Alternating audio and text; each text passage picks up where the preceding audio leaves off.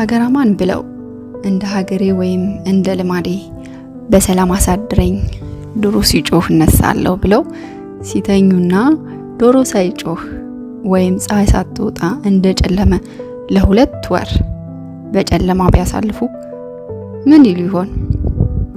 ምክንያቱም በፊንላንድ ሰሜናዊ ክፍል በሆነው ላፕላንድ ፀሐይ ህዳር ወር ውስጥ ትጠልቅና ጥር አጋማሽ ላይ ትወጣለች። እንዲያውም ፀሐይ ካልጠለቀች በብርሃን መተኛት አልችልም የሚሉ አይነት ሰው ከሆኑ ደግሞ ለወራት ላይተኙ ይችላሉ። ምክንያቱም በአንዳንድ የፊንላንድ አካባቢዎች በበጋ ወር ፀሐይ ጨርሳ አትጠልቅም። ለ7 ዓመታት በተከታታይ የዓለማችን ደስተኛዋ ሀገር የሚል ማዕረግ ተሰጥቷታል። ከ20 በመቶ የሚሆን የሀገሪቱ ሀብት ለዜጎች ሴፍቲኔት ፕሮግራም ላይ ታውለዋለች። ነፃ የትምህርት፣ የጤና፣ በስርዓት ድጎማዎች ላይ በመስራት ዜጎቿን ደህንነት ትጠብቃለች። ከ70 በመቶ በላይ የሀገሪቱ መሬት በደን የተሸፈነ ነው። 180,000 በላይ ሐይቆች መገኛ ነች። ፊንላንዳውያኖች ከተፈጥሮ ጋር ጥብቅ የሆነ ቁርኝነት አላቸው። ከነዚህም ብዙ ፊንላንዳውያኖች በጫካ ውስጥ ሁለተኛ መደበቂያ ቤት ያበጃሉ። በአንድ ወቅት ዓለምን ተቆጣጥረው ስለነበረው የፊንላንድ የኖኪያ ስልክ አብራችሁ ከቆያችሁ እናስጎበኛችኋለን። የይፋዊ ስሟ ፊንላንድ ሪፐብሊክ በመባል የምትታወቀው ፊንላንድ በሰሜን አውሮፓ የሚገኝ የስካንዲኔቪያ ጂኦግራፊያዊ ቀጠና አካል ነች። ስካንዲኔቪያ ማለት በአውሮፓ ለየት ያለ የራሳቸው ተቀራራቢ ባህል፣ ታሪክ፣ ወግ ያላቸው 3 የሰሜን አውሮፓ ሀገራት ማለትም ኖርዌይ፣ ስዊድን፣ ዴንማርክን ያጠቃለለ ሲሆን በአንድ ወቅት ስዊድን ኪንግደም አካል የነበሩ ፊንላንዳውያኖች በጂኦግራፊያዊ አቀማመጣቸው ምክንያት የስካንዲኔቪያ ቀጠና አካል አድርገው ይወስዷታል። ፊንላንድ በምድራችን በሰሜናዊ ጫፍ ርቀት ከሚገኙ ሀገራት ውስጥ አንዷ ስትሆን 1/3 የሚሆነው የመሬት አርክቴክት ክብ በስተሰሜን ይገኛል። ፊንላንድ በምዕራብ ስዊድን፣ በሰሜን ኖርዌይ እንዲሁም በምስራቅ ከሩሲያ ጋር ትዋሰናለች። በደቡብ በኩል ደግሞ ከባልቲክ ባህር የፊንላንድ ባህረ ሰላጤ ትዋሰናለች። በንጹህ የተፈጥሮ ውበት የምትታወቀው የፊንላንድ መሬት ገጽታ ምንም እንኳን የስካንዲኔቪያን ተራሮች ወደ ሰሜናዊ ምዕራብ የሀገሪቱ ክፍል ተዘርግተው ቢታዩ በአብዛኞቹ ጠፍጣፋ የሚባል ነው። ፊንላንድ ከፍተኛ መጠን ያለው ደን የተሸፈነች ሀገር ናት። ከ70 በመቶ በላይ የሚሆን የሀገሪቱ ክፍል በደን የተሸፈነ ነው። የ1000 ሐይቆች ምድር ተብላም ትጠራለች። ሀገሪቱ ውስጥ ከ178,000 በላይ ሐይቆች መገኛ ናት። ከ330,000 ስኩዌር ኪሎ ሜትር በላይ የቆዳ ስፋት ያላት ፊንላንድ የቆዳ ስፋቷ ከጀርመን ሀገር የቆዳ ስፋት ጋር ተቀራራቢ ነው። ፊንላንድ በሰሜናዊ ጫፍ የምትገኝ በመሆኗ አብዛኛውን የሀገሪቱ ክፍል በበጋ ወቅት ወደ 24 ሰዓት የሚጠጋ የፀሐይ ብርሃን ያገኛታል። ይህም ማለት ፀሐይ ጨርሷ አትጠፋም ማለት ነው። ነገር ግን ብርቱ ክረምት በታህሳስ ወር ውስጥ ይጀምርና እስከ ግንቦት ወር ድረስ ሊቆይ ይችላል። በዚህ ወቅት ሀገሪቱ ከ24 ሰዓት በላይ ፀሐይ የማትወጣባቸው ቀናቶችም በአንዳንድ አካባቢዎች ታስተናግዳለች። በሰሜናዊ የሀገሪቱ ክፍል በሆነው በላፕላንድ ፀሐይ ህዳር ወር ውስጥ ትጠልቅና ጥር አጋማሽ ላይ ትወጣለች። ይበልጥ ወደ መጨረሻው የሀገሪቱ ክፍል በተጠጉ ቁጥር እንደ እነዚህ አይነት ፀሐይ አልባ ቀናቶች ሊጨምር ይችላል። በክረምት ወቅት የሙቀት መጠን ብዙ ጊዜ ከ0 ዲግሪ በታች ሊሆን ሲችል ከ20 ዲግሪ ሴንቲግሬድ በታችም ሊወርድ ይችላል። ሰሜናዊ ፊንላንድ ከደቡባዊ ፊንላንድ የበለጠ ቀዝቃዛ ሲሆን የሙቀት መጠኑ -30 ዲግሪ ሴንቲግሬድ በታች ሊወርድ ይችላል። ፊንላንድ ኖርዘር ላይት ወይም አውትሮስ አውሮራ በሚባል የሚታወቀው ሰማያዊ አስደናቂ ህብረ ቀለማት ያሸበረቁ መብራቶችን ሰማይ ላይ ለማየት ሁነኛ ቦታ ነች። ኖርዝ ላይት በምድር ሰሜናዊ ንፍቀ ክበብ የሚታይ በመጋረጃ መሳይ ቅርጽ የተደረደረ አስደናቂ የባህር ትዕይንቶች ናቸው። ኖርዝ ላይት ከፊንላንድ፣ ኖርዌይ እንዲሁም በስዊድን በደንብ በደማቁ ይታያል። አስደናቂዎቹ የኖርዝ ላይት በፊንላንድ አፕላንድ ክልል በየጊዜው በመኸር፣ በክረምትና በጸደይ ወቅቶች ይታያሉ። ላፕላንድ የፊንላንድ ትልቁ ብሔራዊ ፓርኮች መገኛ ክልል ነው። ከክፍለ ዘመኑ በ30 በመቶ የሚጠጋው በመንግስት የተከለለ ሲሆን አብዛኞቹ በአጋዘኖችና ሳሚ በመባል በሚታወቁት ቀደምት ህዝቦች የተያዘ ነው። ብሉ ክሮስ ፍላግ ወይም ሰማያዊ መስቀል ባንዲራ በመባል የሚታወቀው የፊንላንድ ብሔራዊ ሰንደቅ ዓላማ በነጭ ዳራ ላይ ሰማያዊ መስቀል ያሳያል። ሰማያዊ መስቀል የ1000 ሐይቆች ምድር የምትባል የሀገሪቱ ብዙ ሐይቆችና ሰማያትን የሚያመለክት ሲሆን ነጩ ደግሞ በረጅም ክረምት መሬቱ በበረዶ የሚሸፈን መሆኑን ይወክላል። የመስቀል ንድፍ ፊንላንድ የኖርዲክ ማህበረሰብ አካባቢ በመሆኗ የክርስትና ትውፊቱንም ያሳያል። የኖርዲክ ክልል ዴንማርክ፣ ኖርዌይ፣ ስዊድን፣ ፊንላንድ፣ አይስላንድ እንዲሁም የፈርዖን ደሴቶች ግሪንላንድ እና አላንድን ያካትታል። እነዚህ በባህልና ታሪክ የተሳሰሩ ህዝቦች ሀገሮች አብዛኞቹ በቀለም ቢለያዩም በንድፍ ደረጃ ተመሳሳይ የሚባል ሰንደቅ ዓላማ አላቸው። ይህም ሁሉም ጋር ትልቅ የኖርዲክ መስቀል የሚባል የክርስትና ትውፊት መገለጫ የሆኑ መስቀሎች አሏቸው። ይህ የኖርዲክ የመስቀል ትውፊት ታሪክ የተጀመረው በዴንማርክ ነበር። በዴንማርካውያን ዘንድ የሚታመነው ከሰንደቅ ዓላማቸው ጋር ተያይዘው አንድ አስደናቂ ታሪክ አለ።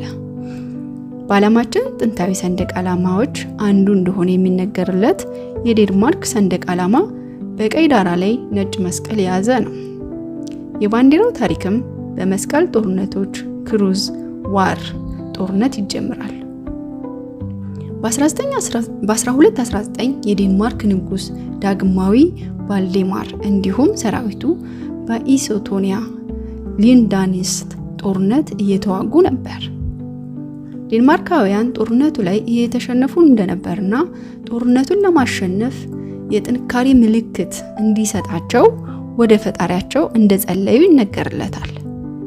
ከዛም ሰማይ ተከፍቶ በቀይ ዳራ ላይ ነጭ መስቀል ያለው ሸራ ወደ መሬት ወረደ ይላሉ። ንጉሱ ይህንን የመስቀል ቅርጽ ባንዲራ ያዩና የሚፈልጉትን ምልክት ስለነበር ጦርነቱን እንዳሸነፉ ታሪክ ይናገራል።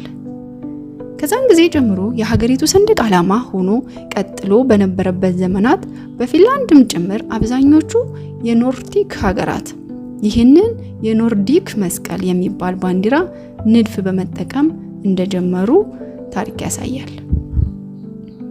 የፊንላንድ ታሪክ በበረዶ ዘመን ማብቂያ ላይ ማህበረሰቦቹ አዳኝ በማህበረሰቦች መኖር እንደጀመሩ ጥቂት ጊዜ የሚጀመር ነው።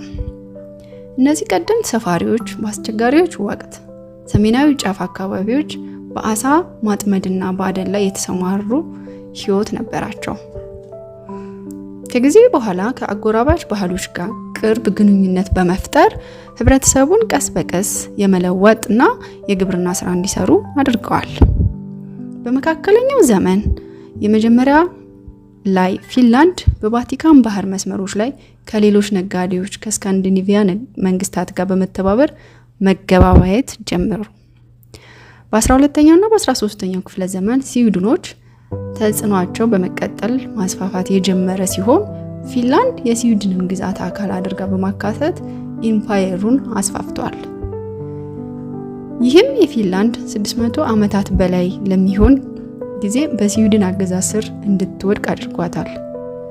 ይህ ወቅት የክርስትና፣ የስዊድን ህግ፣ የስዊድን ቋንቋ በገዢው መደብ አማካኝነት እንዲስፋፋ ያደረገበት ወቅት ነበር። ለበርካታ ዓመታት ፊንላንድ የስዊድንን ፖለቲካዊ፣ ኢኮኖሚያዊ፣ ማህበራዊ መዋቅሮች አካል ሆና የቆየች ሲሆን የፊንላንድ ገበሬዎች በመላው አውሮፓ በስዊድኖች ጦርነቶች ተሰልፈው ተዋግተዋል። በሩሲያና በስዊድን መካከል የነበሩ ጦርነቶች የሁለቱ ጦርነት ፊንላንድን የጦርነቱ ሰለባ እንድትሆን ተገዳለች። ከተከታታይ ጦርነቶች በኋላ ሩሲያውያን ያሸነፉ ሲሆን ስዊድን በ1809 ፊንላንድን ለሩሲያ አሳልፋ እንድትሰጥ ተገደደች። ስዊድን ወደ ሩሲያ ተላልፋ የተሰጠች ፊንላንድም የሩሲያ አገዛዝ ስር የራሷ ህጎች፣ የመንግስት ተቋማትና ፊንላንድ ራስ ገዝ ግራኝ እጆች የመሆን እድል አገኘች። ይህን ዘመንም የፊንላንድ ብሔራዊ ማንነትና የነጻነት እንቅስቃሴ እንዲፋፋም በር የከፈተላት አጋጣሚ ነበር። ብሔራዊ ንቅናቄውም በፊኒሽ ባህል ኩራት፣ በፊንላንድ ቋንቋ በመናገር የስነ ጽሁፍ እድገት፣ በተለይም ካቪላ በሚባል የጽሁፍ ስብስብ የሀገሪቱ ብሔራዊ መንፈስን ያነቃቃ ነበር። በፈረንጆቹ 1917 የተደረገ የሩሲያ አብዮት ዳዴ ያለ የፊንላንድን ብሔራዊ ንቅናቄ አዲስ ሲሳይ ይዞ ብቅ አለ። ይህንን የሩሲያ አብዮት ተከትሎ ፊንላንድ በ1918 ነፃነቷን አወጀች። ነገር ግን ነፃነቷን ባወጀችበት ቅጽበት በሀገሪቱ የእርስ በርስ ጦርነት ሰለባ ሆነች። ጦርነቱም ለአጭር ጊዜ የቆየ ነበር። በጥር ወር የመጨረሻ የጀመረው ጦርነቱ በግንቦት ወር 1918 ያበቃ ሲሆን ነጮቹ ድል ተቀዳጅተዋል። ከድል በኋላ ከ100,000 በላይ ቀያዮች ወደ ማጎሪያ የገቡ ሲሆን ከነዚህም 18,000 የሚሆኑት በራብና በበሽታ እንዳለቁ ታሪክ ከትቦታል። ከጦርነት በኋላ ሀገሪቱ ወደ መረጋጋት የዲሞክራሲ ግንባታ ተሸጋግራለች። ነገር ግን በሁለተኛው የዓለም ጦርነት ወቅት ፊንላንድ ከሶቪየት ህብረት ጋር 2 ጦርነቶችን ተዋግታለች። ለነጻነቷ አስቀጥላ ብትቀጥልም የተወሰኑ ግዛቶች ግን በጦርነት ወቅት አሳልፋ እንድትሰጥ ተገዳለች። ከጦርነት በኋላ በነበሩት ዓመታት ፊንላንድ የገለልተኝነት ፖሊሲን በጥንቃቄ ጠብቃ በመቀጠል የኢኮኖሚ እድገትና የፖለቲካ መረጋጋት ማበረታታት ቀጥላለች። ዛሬ ፊንላንድ በከፍተኛ የኑሮ ደረጃ፣ የላቀ የትምህርት ስርዓት፣ ለማህበራዊ ደህንነት፣ የአካባቢ ዘላቂን ባላት ቁርጠኝነት ትታወቃለች። ፊንላንድ በዓለማችን ዝቅተኛ ሙስና ደረጃ ካላቸው ሀገሮች ተርታ ትሰለፋለች። እንደ አውሮፓ ህብረት አባል ሀገር በ2023 ጀምሮ ደግሞ የኔቶ አባል ሀገር እንደመሆኗ መጠን ፊንላንድ በአውሮፓ ፖለቲካና ደህንነት ውስጥ ንቁ ሚና ትጫወታለች። የፊንላንድ ከተማ እና ትልቋ የከተማ የሆነችው ሄልሲንኪ በፊንላንድ ባህረ ሰላጤ በደቡባዊ የባህር ዳርቻ ላይ ትገኛለች። ሄልሲንኪ የሀገሪቱ የባህር ወደብና የኢንዱስትሪ ከተማ ነች። 660,000 አካባቢ ያላት ህዝብ ሄልሲንኪ በዘመናዊ አርኪቴክቸር፣ በተጨናነቀ ገበያዎች እንዲሁም የባህል መስህቦቿ ትታወቃለች። በአንድ ወቅት ወታደራዊ ምሽግ የነበረችው ሄልሲንኪ በርካታ ውብ ደሴቶች የያዘች ማራኪ ከተማ ነች። ሄልሲንኪ በእግሮ እየተዘዋወሩ የምትጎበኝና በውበቷ የምትስብ የዘመኑ እጅግ ውብ ከተማ ነች።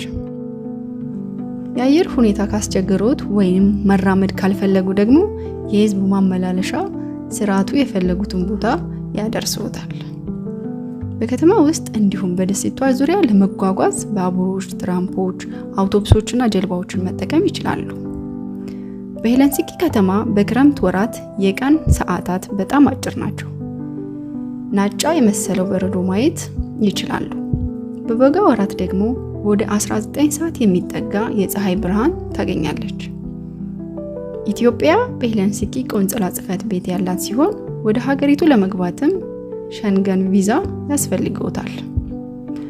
ፊንላንድ የኢንፎርሜሽን ቴክኖሎጂ፣ የደን ልማት፣ ማኑፋክቸሪንግ እና ታዳሽ ኃይልን ጨምሮ በሌሎች ቁልፍ ዘርፎች የዳበረ ኢኮኖሚ አላት።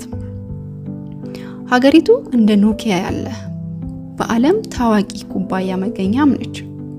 የፊንላንድ የቴሌኮሙኒኬሽን መገኛ የሆነው ኖኪያ በአንድ ወቅት ቀዳሚ የሞባይል ስልክ አምራች ሆኖ ነግሶ ነበር። ዓለምን ጫፍ እስከ ጫፍ በኖኪያ ነበር ሃሎ የሚያስብለው። የፊንላንድ ሕዝብ 5.6 ሚሊዮን ገደማ ነው። አብዛኞቹ ዜጎች በብሔራቸው ፊንላንዳዊ ናቸው። ስዊድንኛ የሚናገረው አነስተኛ ቁጥር ያላቸው ዜጎች ደግሞ በዋነኝነት በባህር ዳርቻዎቹ አካባቢ ይገኛሉ። ፊንላንድ በስዊድንኛ ሁለቱም የሀገሪቱ የሥራ ቋንቋዎች ናቸው። በአሁኑ ወቅት ፊንላንድ በአብዛኛው ዓለማዊ ብትሆንም የሉትራል ክርስትና ከድሮ ጀምሮ የሀገሪቱ ባህልና ወግ የቀረጸ ትልቁ የሀገሪቱ ሃይማኖት ነው። የሃይማኖትና የባህል ብዝሃነትን በማክበር ትታወቃለች። በፊንላንድ የሚኖሩ አብዛኞቹ ዜጎች የተወለዱና ያደጉት በሀገሪቱ ውስጥ ሲሆን 90% የሀገሪቱ ሕዝብ ደግሞ ፊንላንዳዊ ቋንቋ ይናገራል።